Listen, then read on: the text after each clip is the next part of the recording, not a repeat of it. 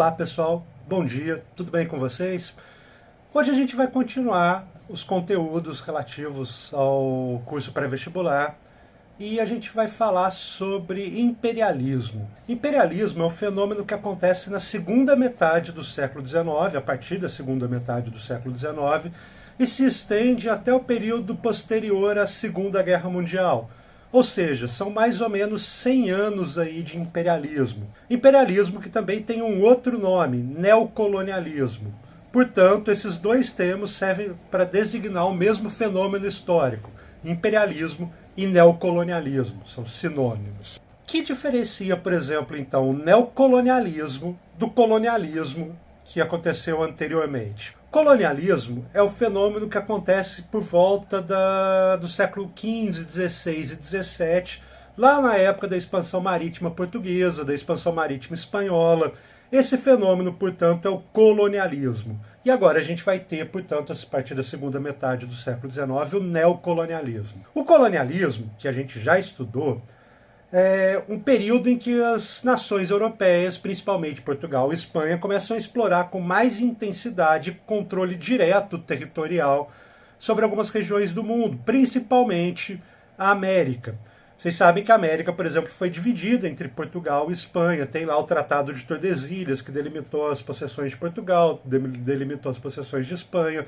Depois, essa divisão foi contestada por outros países que começaram a invadir regiões do que deveria pertencer originalmente a Portugal e Espanha pelo Tratado de Tordesilhas. É o caso da Inglaterra, que invade a costa leste do que hoje é os Estados Unidos. Mas, enfim, de maneira geral, o colonialismo é esse processo histórico em que as principais nações europeias que dominavam lá a navegação em mares profundos, portanto, começou a ocupar principalmente a América e estabelecer um controle direto sobre a América. Não que eles não tivessem tentado controlar outras regiões. Os portugueses, por exemplo, tentaram se estabelecer e conseguiram no litoral da África, no litoral da Ásia. Existem várias cidades portuguesas ao redor do mundo dessa época. Por exemplo, existem cidades portuguesas como Malaca, que fica na Indonésia, como Goa, que fica na Índia, como cidades do litoral da África, em Moçambique, em Angola.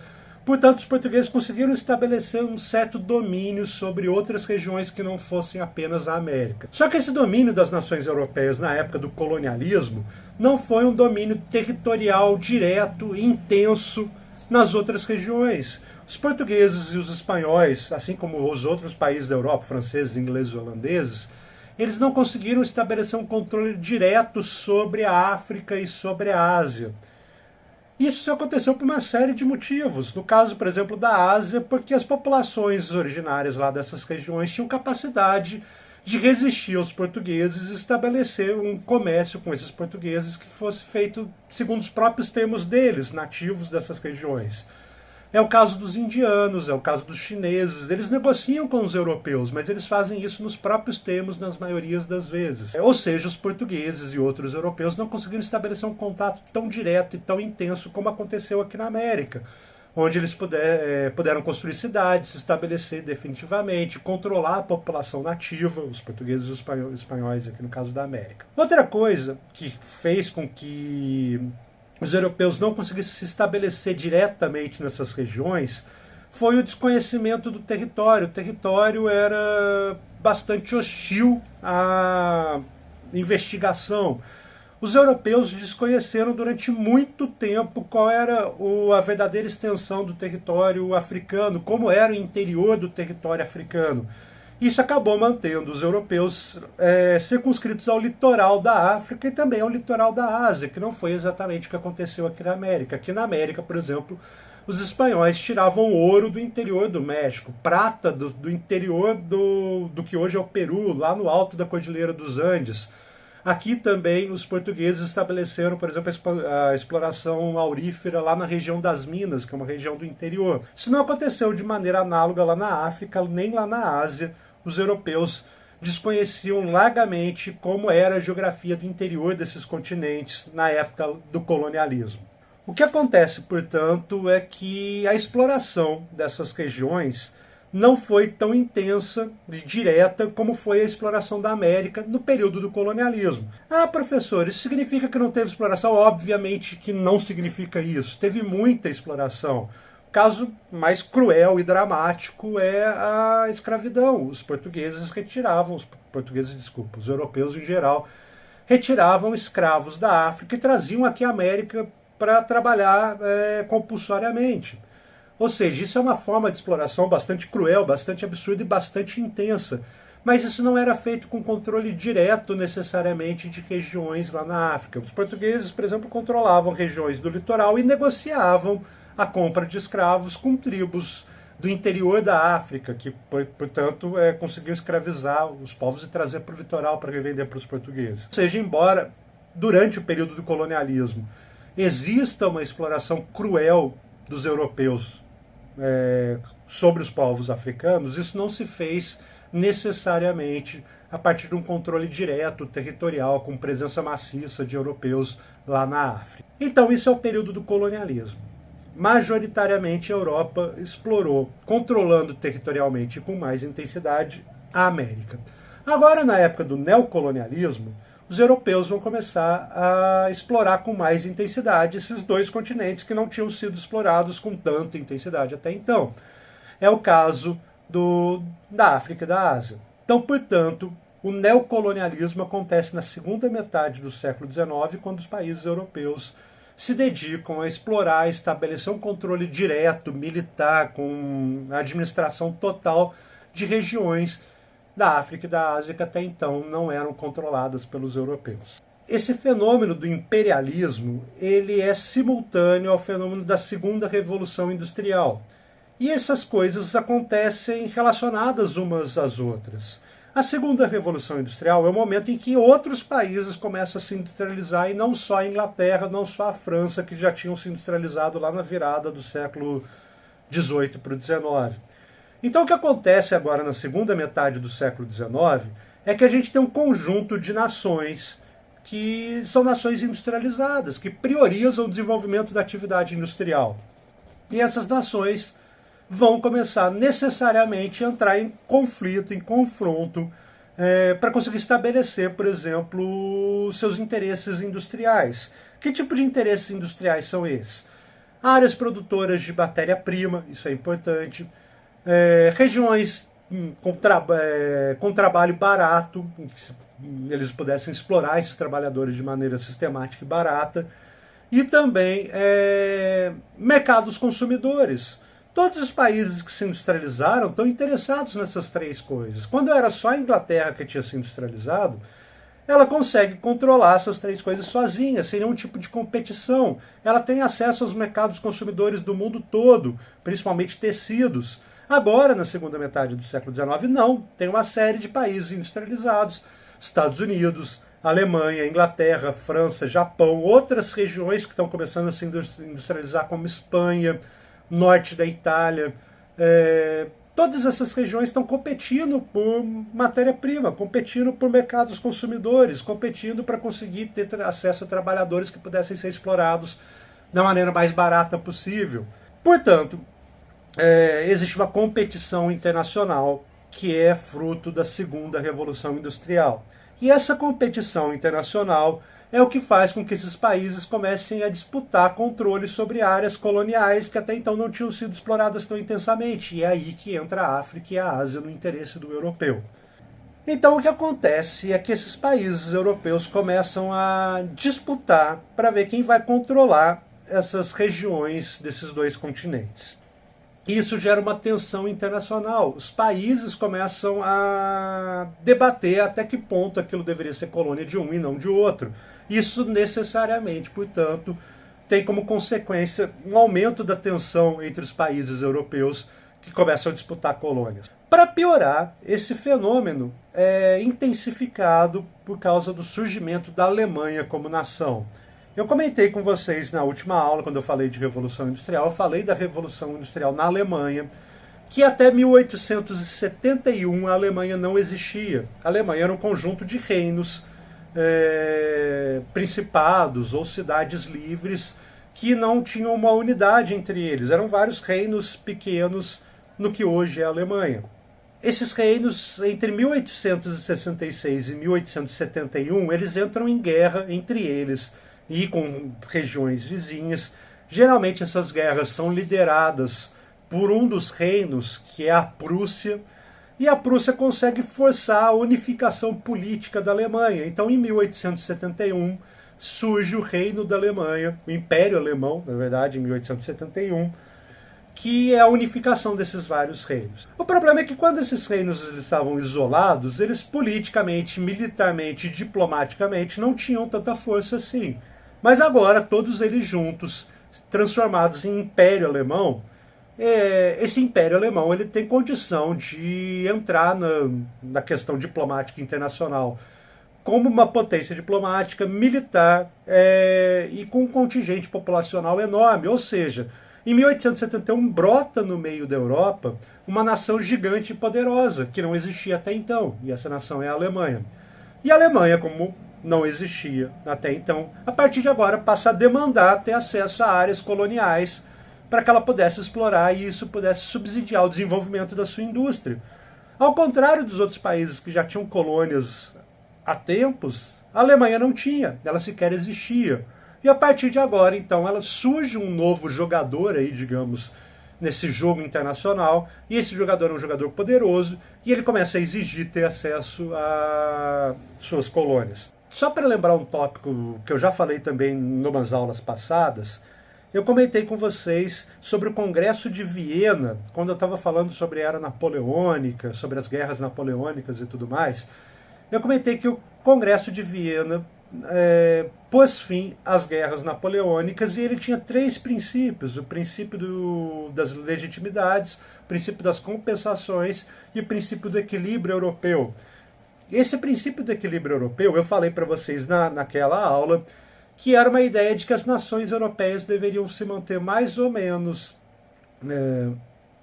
equilibradas para evitar que um país tivesse uma força militar ou um contingente populacional tão grande que ele, caso tivesse um governante meio maluco, saísse por aí resolvendo fazer guerra contra todos os europeus. Portanto, deveria existir um equilíbrio entre as nações europeias. Quando surge a Alemanha, em 1871, esse princípio do equilíbrio europeu vai por água abaixo. A Alemanha é um país muito poderoso comparado, por exemplo, com a França, seu vizinho. Portanto, essa ideia de equilíbrio europeu deixa de existir. Tanto que a última guerra de formação da Alemanha, em 1871, que é o ano que a Alemanha passa a existir, é uma guerra da Alemanha contra a França, e a Alemanha consegue tomar territórios franceses e incorporar no Império Alemão. Essa guerrinha, que chama Guerra Franco-Prussiana, foi a última guerra que aconteceu na Europa, no continente europeu, entre países europeus. Isso aconteceu em 1871. Até 1914 não teve nenhum conflito entre países europeus dentro do continente da Europa. Então a gente tem um período aí de 1871 até 1914, quando começa a Primeira Guerra Mundial, de relativa paz na Europa, que é exatamente o período em que a Europa acaba meio que florescendo culturalmente, socialmente. Eu vou falar um pouco disso nessa aula, que é o período que a gente chama de Belle Époque. Tá?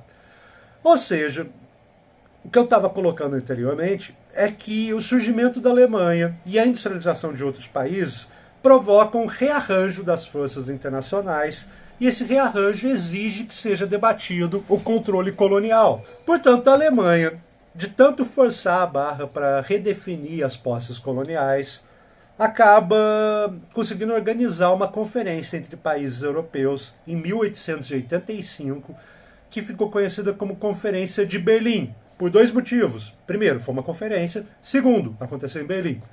Então, a Conferência de Berlim, em 1885, foi liderada pelo chanceler alemão, um sujeito chamado Otto von Bismarck, e esse cara chamou as nações europeias para debater quais seriam as possessões coloniais na África e depois, posteriormente, na Ásia. Também teve uma discussão sobre a Ásia. Mas a Conferência de Berlim, em 1885, é só sobre a África.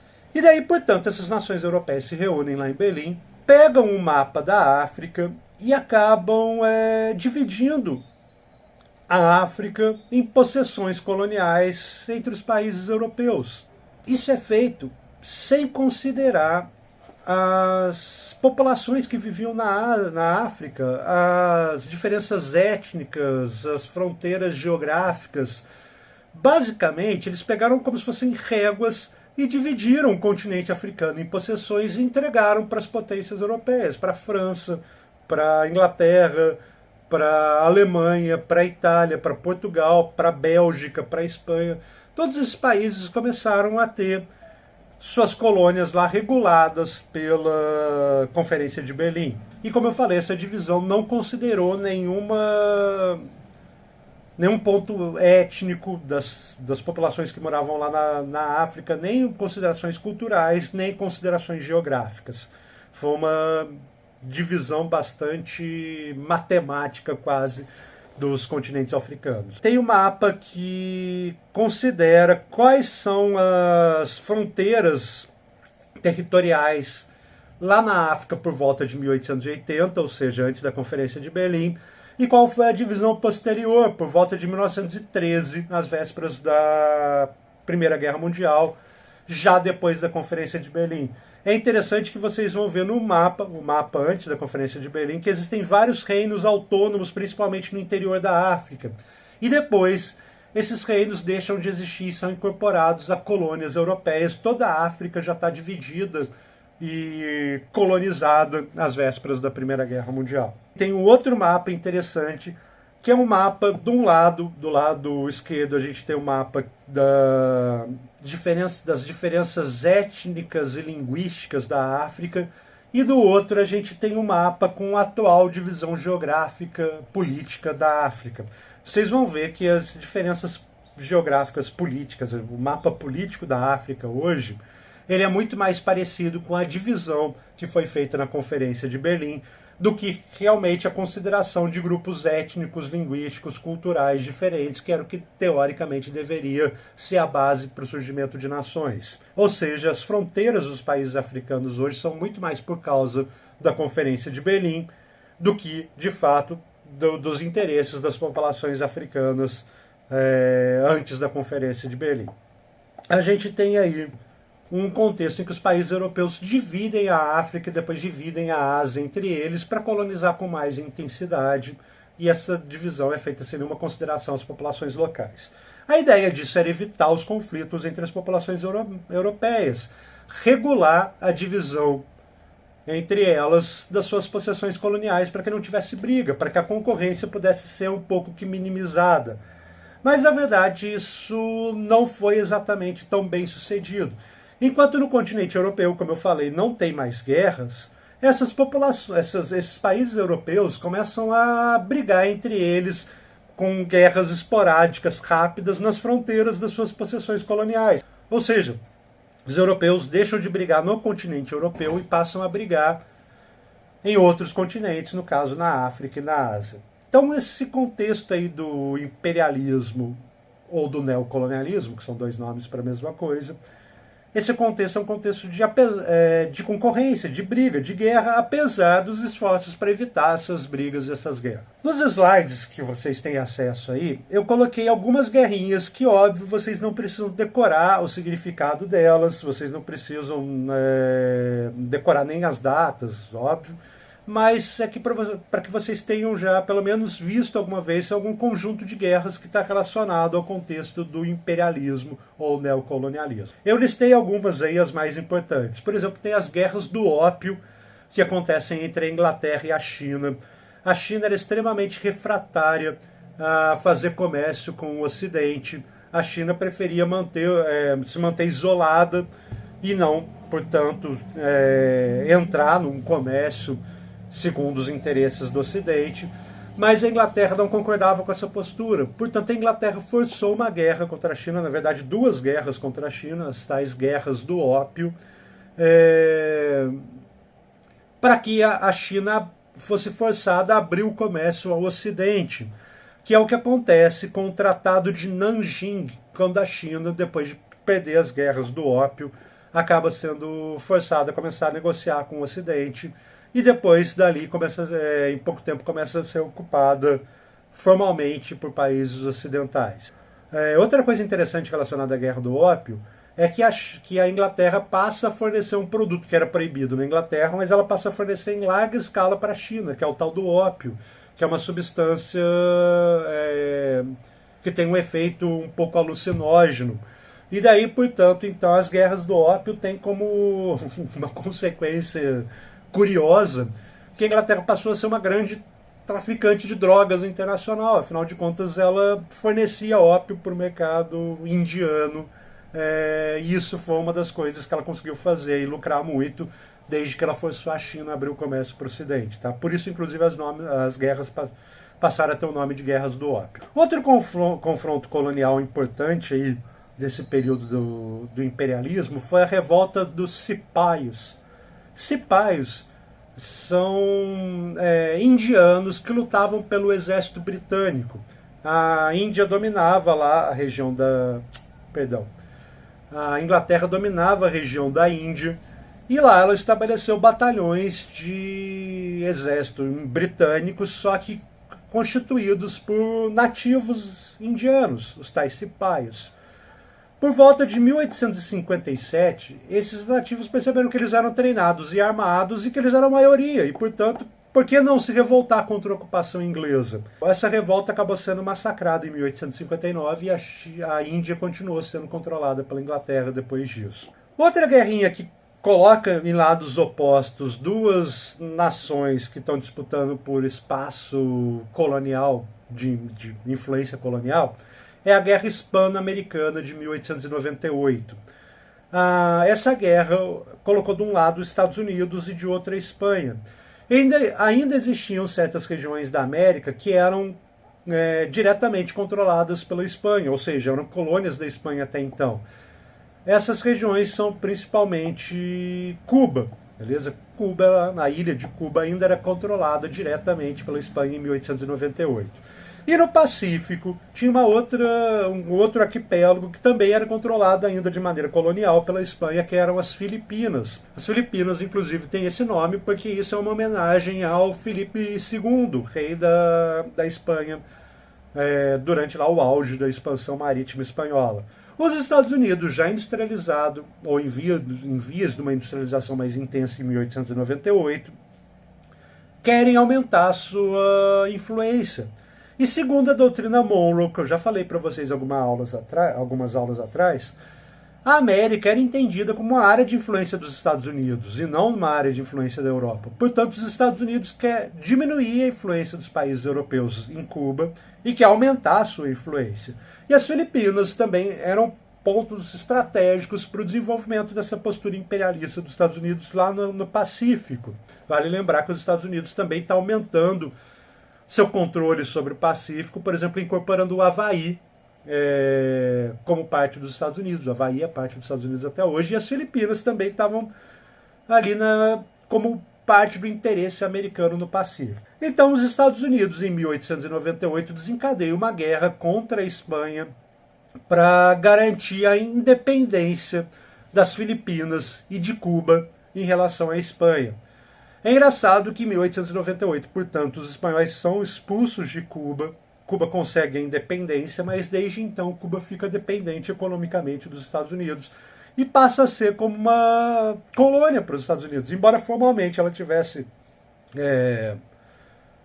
independência política, na prática os governantes de Cuba continuaram atuando para satisfazer os interesses mercantis americanos até 1959, quando rola a Revolução Cubana. E daí Cuba passa a ser um estado socialista, mas isso é tema para outra aula. Outras revoltas importantes aí, a gente tem a revolta dos Boxers, que foi uma revolta popular lá na China contra a presença de estrangeiros, principalmente de ingleses, que é meio que uma consequência, portanto, das guerras do ópio. As guerras do ópio abriram o mercado chinês ao Ocidente, e a guerra dos Boxers são eles revoltados contra essa abertura. Também tem a guerra dos Boeres, que aconteceu na África do Sul, e é uma disputa entre ingleses e holandeses para ver quem controla as regiões produtoras de diamantes da África do Sul. Vocês sabem que a África do Sul até hoje é uma região produtora de diamantes, e daí ingleses e holandeses estão brigando para ver quem controla essas regiões. E a última guerra importante para falar para vocês foram as guerras ítalo-etíopes entre 1896 e 1936. Segunda divisão da Conferência de Berlim, a região onde hoje fica a Etiópia, lá no chifre da África, que na época era chamado de Abissínia. Essa região aí deveria pertencer à Itália, segunda divisão da Conferência de Berlim. Só que a Itália não conseguiu estabelecer seu controle militar sobre essa região e fez diversas guerras contra os etíopes para controlar essa região, e ela perdeu a maioria dessas guerras. Ela só vai formalmente controlar a região da Etiópia lá em 1936, quando a Itália, já aliada da Alemanha nazista, consegue usar as tropas, com apoio das tropas nazistas, consegue controlar e submeter a Etiópia ao controle italiano. Só que isso dura pouco tempo, logo depois da Segunda Guerra Mundial, aí a hora que a Itália já está sendo derrotada na Segunda Guerra e a Alemanha também, a Etiópia já recupera a independência. Como eu falei, vocês não precisam decorar todas essas guerras, mas é só para já treinar o ouvido. Eu já falei, já ouvi falar disso, isso tem um pouco a ver com as guerras do período neocolonial, do período imperialista. Por trás dessa história toda que eu estou falando para vocês, tem uma doutrina filosófica, social por trás disso, que justifica esse avanço da Europa sobre a África e a Ásia. E essa doutrina é uma doutrina extremamente perigosa, extremamente racista e extremamente condenável, que surgiu lá em meados do século XIX, chamado darwinismo social. Vocês sabem, por exemplo, lá do darwinismo, aquele da biologia, aquele que diz que aquele melhor adaptado vai sobreviver. Enfim, vocês já viram isso na biologia, o professor de biologia é capaz de explicar melhor o darwinismo para vocês do que eu. O importante é que no século XIX, na segunda metade do século XIX, surge a vertente social do darwinismo, que na verdade não tem muito a ver com o darwinismo, é só inspirada por ele, e cria uma teoria bastante problemática para explicar a pretensa superioridade dos europeus. Os intelectuais europeus, sobretudo um sujeito chamado Spencer, Herbert Spencer, ele construiu uma teoria de que existem povos mais avançados e povos menos avançados, povos desenvolvidos e povos primitivos. E que, portanto, esses povos mais avançados, e obviamente ele está associando esses povos mais avançados ao europeu, eles precisavam contribuir para o desenvolvimento desses povos primitivos, que estavam num estágio anterior da evolução, digamos assim. Então era digno que a Europa e os países europeus, do ponto de vista dessa teoria do darwinismo social, fossem até esses continentes atrasados e, portanto, ajudassem esses continentes a se desenvolver. Isso é o darwinismo social. O europeu era o evoluído e outras regiões teriam povos não evoluídos. Portanto, a Europa se vale dessa lógica extremamente racista e problemática para justificar a exploração de outros continentes. Na verdade, ela estava meio que ajudando, no discurso que ela mesma construiu, esses outros continentes, a sair desse atraso estrutural em que eles se encontravam. Isso do ponto de vista do europeu, é claro. Tem até um escritor britânico chamado Rudyard Kipling, que o cara que escreveu o Mowgli, por exemplo, Mowgli que depois virou filme da Disney e tudo mais, ele cunhou uma expressão que exemplificava como isso, na verdade, era um favor problemático também para o europeu. E isso é bastante terrível, essa frase do Kipling. Ele fala que isso era o fardo do homem branco. Era terrível para o homem branco ter que ir à África e tirar do atraso e das trevas esses povos primitivos que viviam lá. Essa é a frase do Kipling, o fardo do homem branco. Percebem como isso é uma teoria bastante absurda? É por esse motivo que hoje em dia a gente não usa a expressão de jeito nenhum povos primitivos, ou povos atrasados, ou povos não desenvolvidos. Todas essas expressões remetem a esse darwinismo social do século XIX, que é extremamente condenável, extremamente complicado. Portanto, não usem essas expressões, povos primitivos, povos atrasados, povos não desenvolvidos. Enfim, essas expressões são condenáveis. Se vocês, por exemplo, usarem isso numa redação do Enem, vocês vão ter problemas com isso, tá bem? Então, voltando ao que eu estava falando, a Europa construiu um discurso de que, na verdade, isso era tão fado para ela. Olha que terrível, eu vou ter que tirar do atraso essas populações de outras regiões e para eu ter algum tipo de retorno, pelo menos, para esse favor que eu estou fazendo para essas outras regiões. Então é digno que eu explore essas regiões comercialmente de acordo com os meus interesses. Para vocês terem uma ideia, existem certos investidores, eu lembro especificamente de um inglês, Cecil Rhodes, que ele e as suas companhias vão controlar um território tão grande da África que quando rola o processo de independência da África depois da Segunda Guerra Mundial, uma região toda que era controlada por uma companhia do Cecil Rhodes se torna um país independente e ganha o nome inspirado no dono da companhia, que é a Rodésia. Rodésia nem existe mais, mas era uma região que se tornou independente depois da Segunda Guerra Mundial e basicamente toda ela era controlada por um único empresário inglês, o tal do Cecil Rhodes. Uma curiosidade que eu sempre gosto de falar relacionado ao imperialismo é que isso começa a aparecer na literatura de maneira muito interessante. Por exemplo, como o continente africano está sendo descoberto, o interior do continente africano está sendo descoberto, explorado com mais intensidade, isso dá margem para o imaginário das pessoas, para descobrir a Terra, descobrir verdadeiramente como era a geografia da Terra, coisas que tinham certas regiões da Terra que estavam cobertas por completamente obscuras, ninguém sabia como eram essas regiões. Isso desperta certos fenômenos literários. Uma coisa característica dessa época, por exemplo, são os livros do Júlio Verne, de exploração. Existia naquela época um prêmio para quem descobrisse qual era onde ficava a nascente do rio Nilo, porque o pessoal da Europa não sabia. Era muito no interior da África, eles não tinham acesso àquela região. E daí isso acaba inspirando uma série de livros. Por exemplo, tem um livro que me fugiu o nome agora, mas é um livro do Júlio Verne que eles fazem uma viagem pela África de balão. O Volta ao Mundo em 80 Dias é o Júlio Verne passando por uma série de regiões que são pitorescas para o europeu e o europeu está descobrindo naquele momento. Então esses livros de viagem, livros de exploração, são coisas que começam a fazer muito sucesso naquele momento, justamente porque a população europeia está explorando certas regiões que ela desconhecia. Mas tem um livro de literatura que eu acho sensacional para explicar esse período, que é um livro escrito por um polonês radicado na Inglaterra chamado Joseph Conrad. Joseph Conrad escreveu um livro chamado O Coração das Trevas, e o livro é muito interessante. Ele é muito interessante por ser um livro da época do imperialismo, que já está naquela época, em 1895, quando o livro é publicado, questionando o imperialismo por dentro. E ele é interessante porque ele depois foi adaptado para o cinema num outro contexto e também é uma adaptação fenomenal. Mas deixa eu falar um pouquinho do livro rapidinho para vocês como curiosidade. O livro é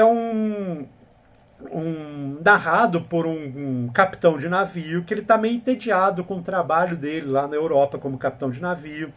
E ele escuta esses relatos maravilhosos de exploração, de como os europeus estão fazendo benfeitorias lá na África, levando a civilização para o africano. E ele, imbuído desse espírito aventureiro e de que eu quero contribuir para o progresso e tudo mais, ele resolve largar o emprego dele de capitão de navio na Europa, se inscrever como capitão de um navio de uma companhia, se eu não me engano, belga, na região do Congo, na África. E a função dele seria subir o rio Congo até o interior da África, onde ficavam as regiões onde o marfim era adquirido, botar esse marfim no navio e descer de novo o rio Congo até o litoral, onde esse marfim seria transportado, colocado em navios maiores que iam levar esse marfim e outros produtos do Congo para a Europa. Mas a função dele então era subir e descer o rio. E daí a ideia dele, portanto, é que ele está levando a civilização no início e que ele chega todo empolgado e cheio de um discurso bastante de que eu sou a ponta de lança do progresso, essas coisas todas. Só que ao longo da subida do rio ele vai percebendo, na primeira subida dele já, ele vai percebendo que só tem desgraça acontecendo, que os europeus, na verdade, estão explorando aquelas populações que, na verdade, todo mundo ali meio que fugiu da civilização. Até em vez dos europeus levarem a civilização para os povos bárbaros, os europeus estão se tornando bárbaros também. Óbvio que essas expressões são bastante problemáticas, mas são expressões da época, por isso eu estou usando. E daí não tem nada a não ser tipo a ganância pelo dinheiro que está envolvido ali. Ele vai se desiludindo ao longo da primeira subida do rio. E aquela ideia de que ele estava levando a civilização, quando ele chega lá no alto do rio, já não existe mais. Na verdade é tudo horror, é tudo caos, é tudo trevas e não tem nada a não ser a ganância pelo dinheiro que está regendo a relação entre as pessoas naquele lugar. Isso é um livro de 1895 e daí ele já é um livro crítico ao imperialismo escrito por um europeu. Mas eu gosto muito desse livro porque ele inspirou um filme do Francis Ford Coppola, que é o diretor do Poderoso Chefão, por exemplo. Francis Ford Coppola pega o enredo desse livro que se passa no Congo em 1895 e transporta para o Vietnã durante a Guerra do Vietnã. Esse filme, se eu não me engano, o filme do Coppola, chamado Apocalipse Now, é um filme de 72 ou 73, não me lembro exatamente, mas ele é feito enquanto está rolando a Guerra do Vietnã. E é interessante que a lógica dele é uma adaptação brilhante do Coração das Trevas. O Coração das Trevas é um cara europeu que chega todo empolgado, todo achando que está contribuindo para o progresso e civilização, e se desilude e percebe que ele só tem ganância, que você não está levando civilização nenhuma para ninguém, lá no contexto do Congo, em 1895, do imperialismo. E o Apocalipse Now é a mesma história na Guerra do Vietnã, de um oficial americano que vai subir um rio no Vietnã para conseguir parar um outro oficial americano que enlouqueceu e está matando geral lá no meio do Vietnã, inclusive populações civis que não tem nada a ver com a guerra. E ele chega meio com essa ideia de que ele está levando a democracia, de que os Estados Unidos está fazendo bem para o Vietnã, e à medida que ele vai subir no rio, encontrando com outros soldados americanos, ele percebe que só tem o caos, só tem morte, que não tem valor nenhum ali, que na verdade ninguém está levando democracia para lugar nenhum, só existe o horror. E por que isso é interessante? Porque o enredo é o mesmo, os nomes dos personagens são os mesmos, os acontecimentos são os mesmos, só que ele é transportado de um contexto, que é o imperialismo lá do século XIX, para a Guerra do Vietnã, sem nenhum prejuízo do significado da obra. Tipo, é brilhante a adaptação do Apocalipse Now, que é baseado no Coração das Trevas, do Joseph Conrad. Vale a pena vocês darem uma olhada, tanto no livro quanto no filme, porque eles são bem interessantes. O importante, então, é que os países europeus criaram uma justificativa, que é esse darwinismo social, para explorar o continente africano e asiático economicamente com mais intensidade, e eles vão fazer isso desde a segunda metade do século XIX até o fim da Segunda Guerra Mundial. Quando termina a Segunda Guerra Mundial, parece que os países europeus, alguns, ou uns mais com intensidade, outros com menos, percebem que, tipo, poxa, é feio ter colônia, né? E daí eles começam um processo de descolonização, que é a tal da descolonização da África. É interessante que qual é o contexto que está acontecendo no mundo depois da Segunda Guerra Mundial? É o contexto de Guerra Fria, ou seja, existem duas potências, Estados Unidos e União Soviética, e eles estão disputando áreas de influência ao redor do mundo. Então, quando um país começa a se organizar para lutar contra o controle colonial depois da Segunda Guerra Mundial, vamos dar um exemplo qualquer, Angola, que era uma colônia portuguesa. Quando os angolanos começam a se organizar para acabar com o controle colonial português, surgem grupos ali armados que vão lutar pela independência de Angola contra Portugal.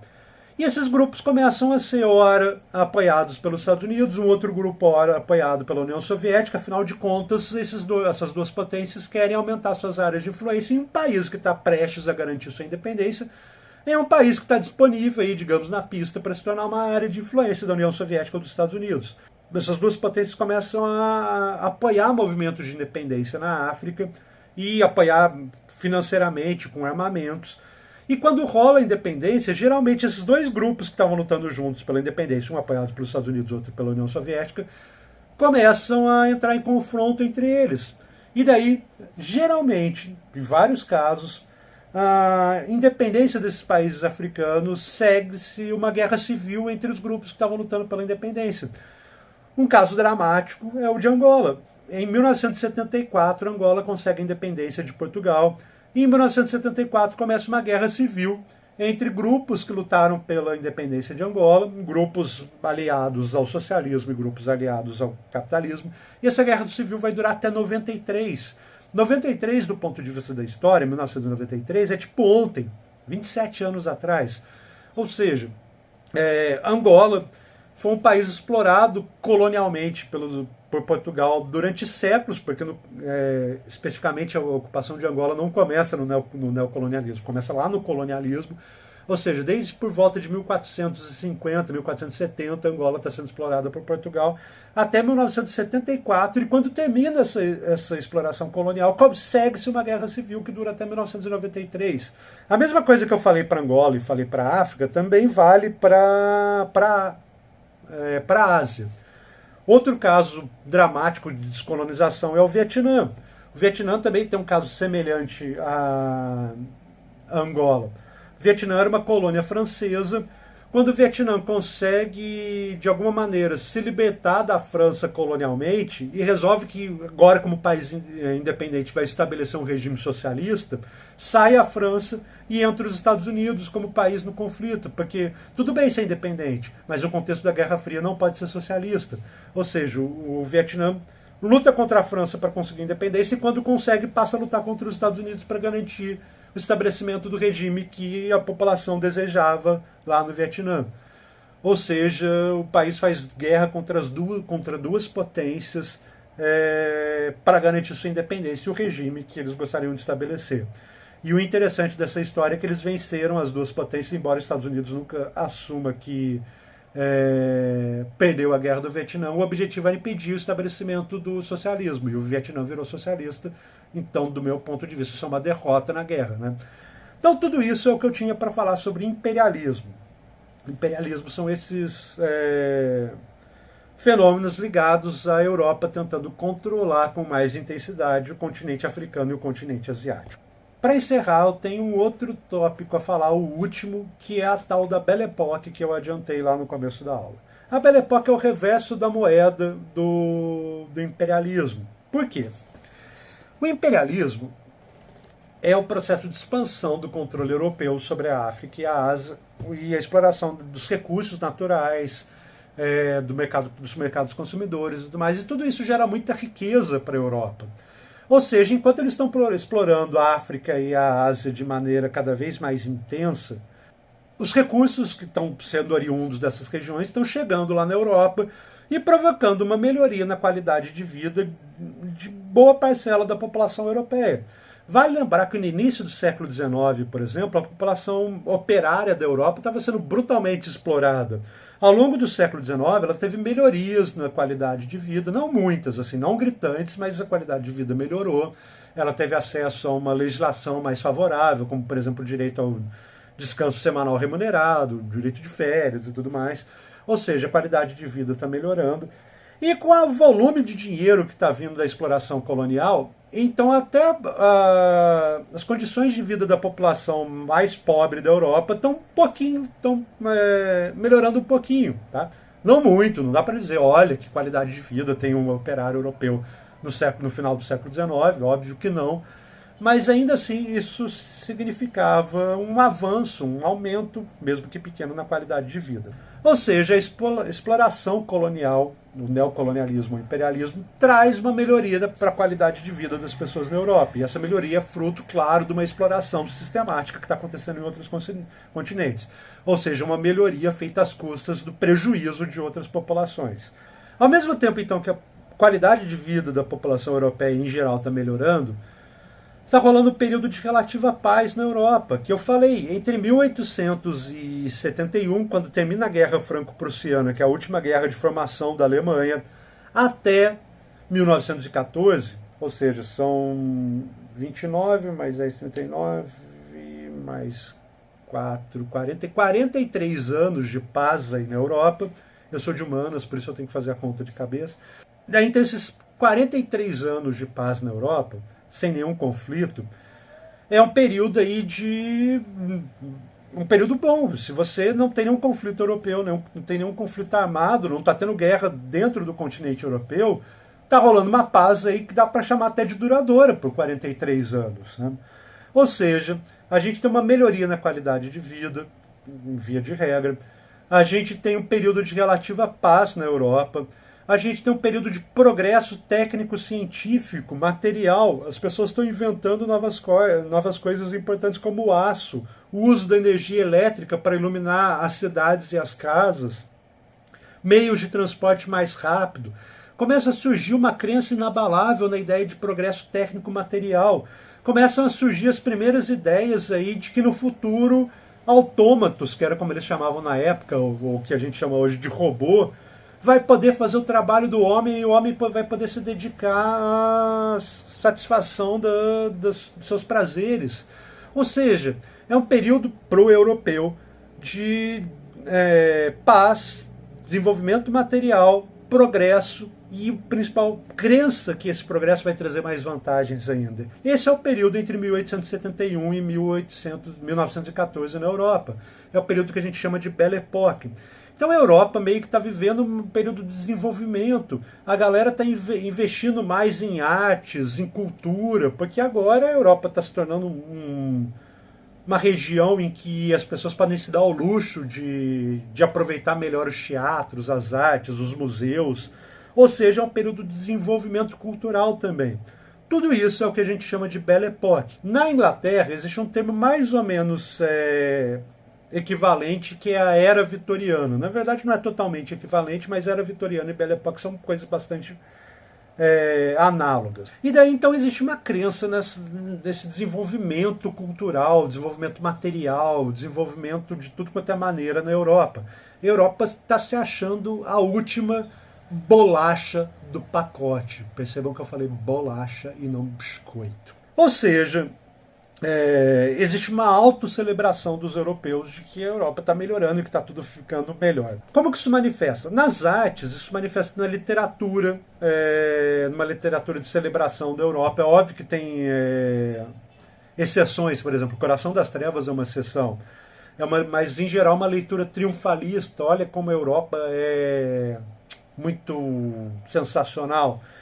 Nas artes, são pinturas com temas mais alegres. Vocês devem lembrar dos quadros do romantismo que eu mostrei para vocês quando eu estava falando sobre nacionalismo, que eram quadros com bastante tons escuros, preto, uma coisa assim bem forte, bem dramática. Agora na Belle Époque surge o impressionismo, que tem uma imagem do Renoir aí nos slides. São pinturas bucólicas, a natureza, as mulheres de vestido, florezinhas verdes, lagos, situações assim bastante agradáveis. Ou seja, tudo isso, olha como nossa vida é uma maravilha. No ponto de vista da arquitetura, por exemplo, surge um negócio chamado Art Nouveau, que também tem uma imagem aí nos slides, que é o uso do ferro e do aço na decoração interna das casas. Com certeza vocês já devem ter visto algum edifício que tem tipo corrimão em Art Nouveau. Do Rio de Janeiro tem muito disso. Mas enfim, então, a Europa está se desenvolvendo bastante rápido e está celebrando esse desenvolvimento. Um fenômeno que é exemplo clássico disso são as exposições universais. As exposições universais eram como se fossem feiras das nações europeias, e depois das nações europeias mais outros países, os Estados Unidos começam a fazer parte, em que os países construíam estandes para demonstrar nessas feiras tudo que os cientistas dos seus países tinham desenvolvido naqueles últimos 2 anos. Ela acontecia de 2 em 2 anos. Então, na verdade, é um grande feirão para mostrar, olha como o meu país é desenvolvido, olha como o que a tecnologia dos meus cientistas, do meu país, desenvolveu nos últimos 2 anos.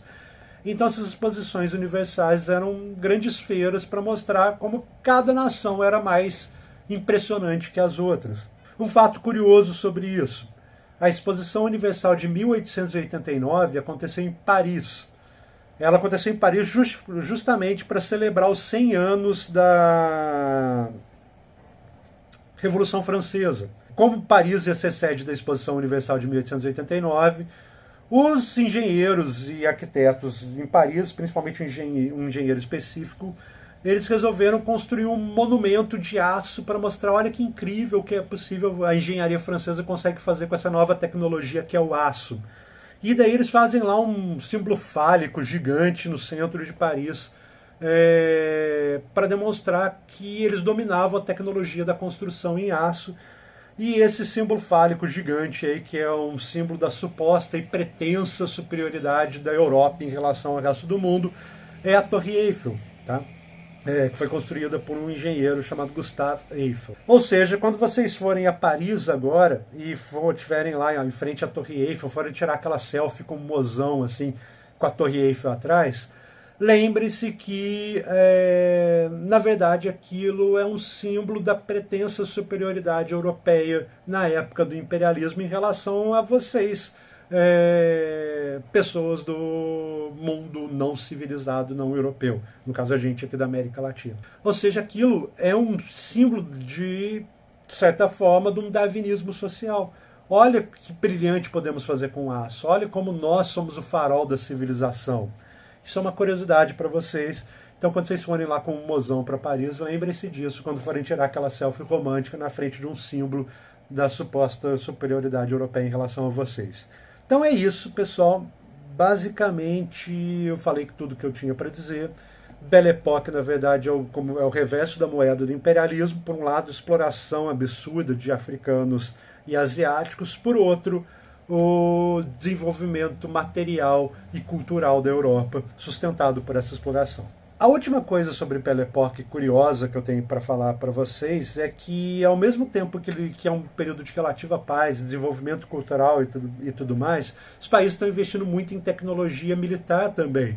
É no período da Belle Époque que se desenvolvem os tanques, o avião como arma de guerra, armas químicas, a metralhadora. Então a Belle Époque é um período de efervescência cultural, mas também é um período em que o pessoal está se preparando justamente para o fim catastrófico da Belle Époque, que é a Primeira Guerra Mundial.